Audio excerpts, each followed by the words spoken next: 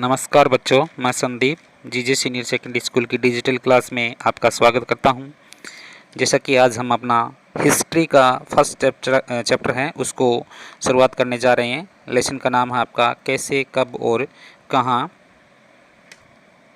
इससे पहले हमने ज्योग्राफी को पढ़ा था। अब जो है हम हिस्ट्री को पढ़ने जा रहे हैं, कैसे, कब और कहां। इतिहास का काल विभाजन। इतिहास को जो है विद्वानों ने, इतिहासकारों ने जो है 3 कालों में बांटा है। कौन कौन से काल थे वो? प्राचीन काल, मध्यकाल, आधुनिक काल। 3 कालों में बांटा है। कौन कौन से? प्राचीन काल, मध्यकाल तथा आधुनिक काल्स। काल का विभाजन का आधार, मतलब जो है उन्होंने काल को बांटा तो इस काल को विभाजन किस आधार पर किया? इतिहासकारों का काल का विभाजन एक अवधि की सामाजिक परंपराओं की समाप्ति तथा नई जो परंपरा है उसकी शुरुआत, आरंभ के आधार पर जो उसने इसको बांटा था। किसके आधार पर? कि जो पहले वाली जो परंपरा थी वो तो समाप्त हो गई और नई परंपरा है वो शुरुआत हो गई, तो इतिहासकारों ने जो है इसे एक नया जो काल मान लिया था। आगे हैं तिथियां तथा तारीखें। तिथियां और तारीखें। किसी विशेष घटना की तिथि तो दी जा सकती है, परंतु लगातार होने वाले जो है किसी परिवर्तन की तिथियों को निश्चित करना जो है संभव नहीं है, असंभव है। क्या कहा इन्होंने? कि किसी विशेष घटना को, जैसे कोई किसी का जन्म हुआ है, किसी की शादी हुई है, किसी कोई जो राजा है वो राजगद्दी पर बैठा है, कब उसने जो है कौन कौन से युद्ध लड़े थे, कौन कौन से जीते हैं, कब उसके घर में संतान पैदा हुई, तो ये जो है चीज़ें हैं उनकी तो तिथियां दी जा सकती है, परंतु जो लगातार परिवर्तन होता है उसमें कोई तिथियां नहीं दी जा सकती। सरकारी रिकॉर्ड्स। सरकारी रिकॉर्ड्स इतिहास के महत्वपूर्ण स्रोत है, परंतु हमें केवल सरकार की सोच के बारे में जो है बताते हैं वो रिकॉर्ड। ठीक है, क्या कह रहा है ये? कि सरकार के जो है कई रिकॉर्ड जो होते हैं वो काफ़ी महत्वपूर्ण होते हैं, परंतु ये रिकॉर्ड है जो सरकार रहेगी वो सरकार की ही सोच के बारे में बताएगी कि सरकार है उस टाइम उसने क्या काम किया है, जबकि आम आदमी के जीवन और सोच के बारे में जो उनके पास कोई जानकारी नहीं मिलती है। वेरी राइट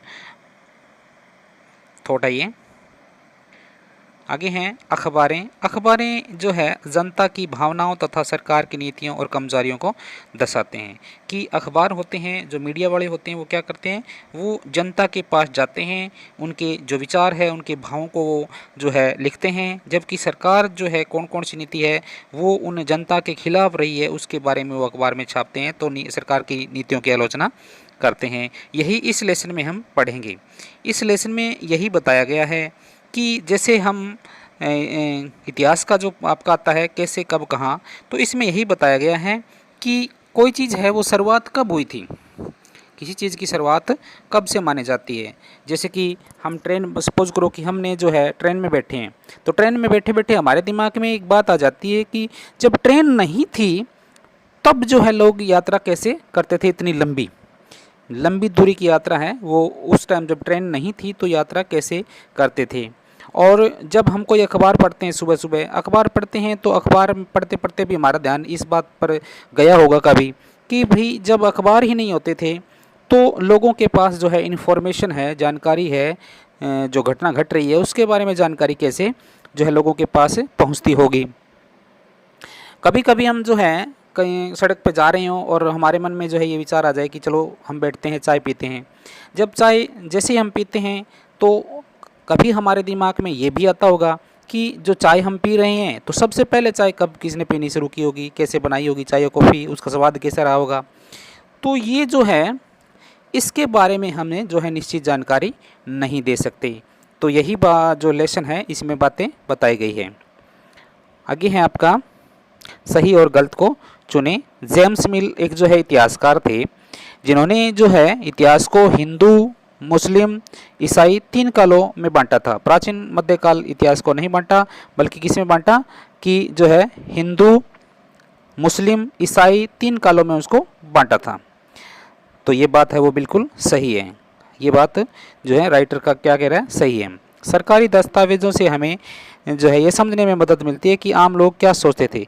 ये अभी अभी हमने पढ़ा था कि सरकारी जो अखबार होते हैं, कहते हैं सरकारी दस्तावेज़ों से, पीछे जो है अभी अभी हमने पढ़ा था कि ये बताया गया है कि इसमें जो सरकारी रिकॉर्ड होते हैं उन पे जो है महत्वपूर्ण होते हैं, परंतु सरकार की सोच बताते हैं ये हमें, आम आदमी के जीवन के बारे में कोई जानकारी नहीं देते। तो यही आपका ट्रू एंड फॉल्स है कि सरकार की जो है सरकारी जो दस्तावेज होते हैं, कागजात होते हैं, उसमें यह समझने में मदद मिलती है कि आम लोगों की क्या सोच थी। तो ये आपकी बात है वो गलत है।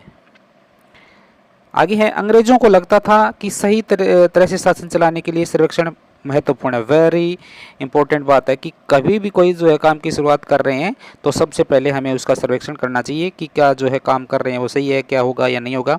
तो ये सोच है वो बिल्कुल सही थी जो अंग्रेजों की। नेक्स्ट पर्सन अभी आया था, आपने पढ़ा था कि जेम्स मिल ने जो है इतिहास को 3 कालों में बांटा था, हिंदू, मुस्लिम, जो है ईसाई। तो इसी प्रकार प्रश्न आया आपका, जेम्स मिल ने भारतीय इतिहास को किस तरह के कालखंडों में बांटा और इसमें क्या समस्या आई। अभी अभी जो पढ़ा था आपने। तो जेम्स मिल कौन थे? हिस्ट्री ऑफ ब्रिटिश नामक एक किताब लिखी थी। जेम्स मिल ने एक बुक लिखी थी, नाम था उसका हिस्ट्री ऑफ ब्रिटिश इंडिया नामक एक किताब लिखी थी, और उन्होंने भारत के इतिहास को जो है हिंदू, मुस्लिम और ब्रिटिश काल, हिंदू, मुस्लिम और ब्रिटिश काल 3 कालों में इसको बांटा था। जब उन्होंने इतिहास को बांट दिया कि जो है हिंदुओं का काल, मुस्लिमों का काल, ब्रिटिश काल, इस प्रकार जो है उन्होंने 3 काल में बांट दिया। लेकिन समस्या क्या है इसमें जो है समस्या है वो निम्नलिखित थी। इतिहासकार को जो है हिंदू काल, मुस्लिम काल का नाम देना जो है ये गलत बात है। इतिहास को जो है किसी हिंदू काल या मुस्लिम काल का नाम देना सही नहीं है। क्यों नहीं है?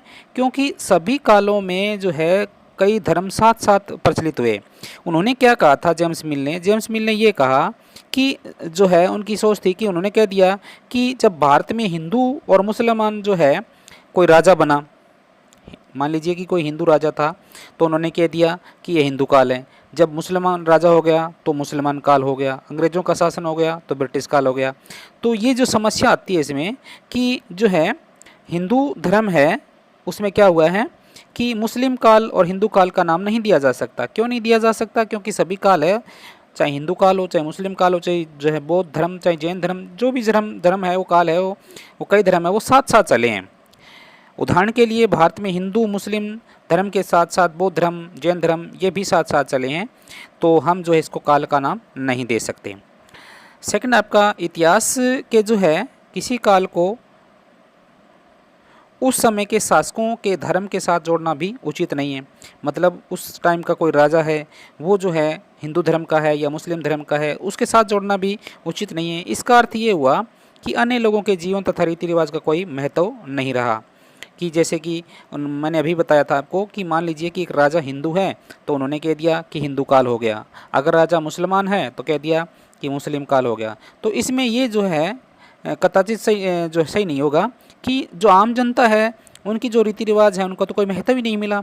वैसे भी प्राचीन भारत में सभी शासकों का धर्म जो है का एक धर्म नहीं था, कोई हिंदू था तो कोई मुस्लिम था। गुप्त शासन जो है हिंदू धर्म को मानते थे, तो अशोक है वो और जो कनिष्ठ है वो धर्म के अनुयायी थे। तो इस प्रकार ये समस्याएं आती हैं। नेक्स्ट प्रश्न है हमारा, अंग्रेज़ों ने सरकारी दस्तावेज़ों की जो है किस तरह सुरक्षा रखना माना था उनको। तो अंग्रेज़ों ने सरकारी दस्तावेज़ों को किस तरह से सुरक्षित रखा। तो अंग्रेज़ों ने जो है माना था कि सभी जो महत्वपूर्ण दस्तावेज है, जो पत्र है, उसको संभाल के रखना ज़रूरी है।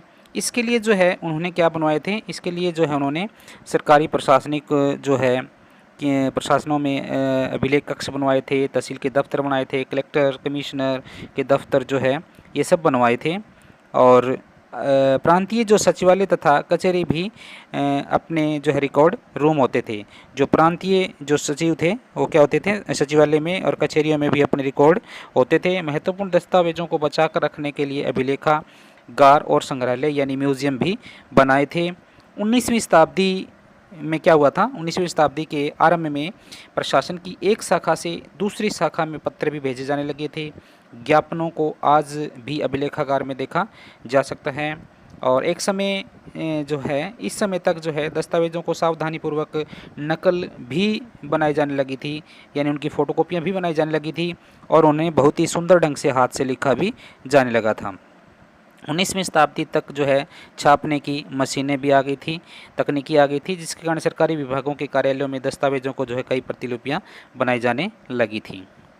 नेक्स्ट आपका इतिहासकार जो पुराने अखबारों से जो जानकारी जुटाते हैं वह पुलिस की रिपोर्ट से किस प्रकार जो जानकारी होती है उससे किस प्रकार अलग होती है। देखो, इतिहासकार जो है अखबारों से जो जानकारी जुटाएंगे वो क्या होगी, सही होगी। वो जानकारी क्या होगी, सही मानी जाएगी। कैसे? क्योंकि जो पीछे हमने डेफिनेशन में पढ़ा था कि जो अखबार होते हैं उसमें क्या होता है, उसमें जो है जो लिखने वाले होते हैं वो आम जनता की भावनाओं को लिखते हैं। किसकी लिखते हैं? जनता के जो विचार है, भाव है, उनको वो छापते हैं। ठीक है। जबकि जो पुलिस होगी, पुलिस तो सरकार के अंडर कार्य करती है, क्योंकि सरकार उनको तनख्वाह देती है, वेतन देती है, तो वो सरकार के साथ चलेगी। ठीक है, सरकार की बात मानेगी वो तो सरकार के साथ ही चलेगी। तो दोनों की जो रिपोर्ट होगी वो क्या होगी, अलग अलग होगी। आंसर इसका, इतिहासकार पुराने अखबारों से जो जानकारी जुटाते हैं वह किसी घटना की लगभग सही जानकारी होती है। इतिहासकार है वो क्या करते हैं, पुराने अखबारों से जो जानकारी जुटाते हैं वो लगभग क्या होती है, सही होती है। उदाहरण के लिए जो है सरकार के विरुद्ध जो है कोई अगर सरकार के विरुद्ध कोई हड़ताल हुई है, ठीक है, दंगे हुए हैं, हड़ताल हुई है कोई, या फिर क्या हुई है, दंगे हुए हैं, तो इसमें जो है जो दंगे हड़ताल हुए हैं इसके लिए सरकार की नीति उत्तरदायी है। क्या उत्तरदायी है? सरकार की जो नीति है वो उत्तरदायी रही है। क्यों? क्योंकि कोई भी जो है अगर कोई हड़ताल होती है या कोई जो है किसी के विरुद्ध काम करता है तो वो जो है नीतियाँ ही उसके लिए उत्तरदायी रहती है। अखबार किसको दोषी मानेगा? अखबार जो है उस नीति को ही दोषी मानेगा, सरकार की नीतियां हैं उसको ही दोषी मानेगा। इसके विपरीत जो पुलिस की रिपोर्ट होगी वो जो है किसको दोषी मानेगी? वो हड़तालियों को दोषी मानेगी। क्योंकि क्यों मानेगी? देखो, दंगा करने वाले को ही दोषी ठहराती है पुलिस। इसके लिए जो है जो रिपोर्ट में सरकार को दोषी नहीं मानती है। क्यों? इसका कारण यह है कि पुलिस है वो सरकार के अधीन जो है कार्य करती है और वह सरकार के इशारों पर काम करती है, क्योंकि उसको वेतन कौन देता है? वेतन उसको सरकार देती है। तो पुलिस है वो क्या करेगी? पुलिस है वो सरकार के साथ चलेगी। पुलिस किसके साथ चलेगी? सरकार के साथ चलेगी। तो इसमें जो है सरकार के साथ चलेगी तो जो है वो तो सरकार के जो है बातों पर वो सही मानेगी, जबकि जो अखबार होते हैं वो किसको दोषी मानते हैं? वो सरकार की नीतियों को दोषी मानते हैं। तो आज के लिए इतना ही। Thank you. Have a good day.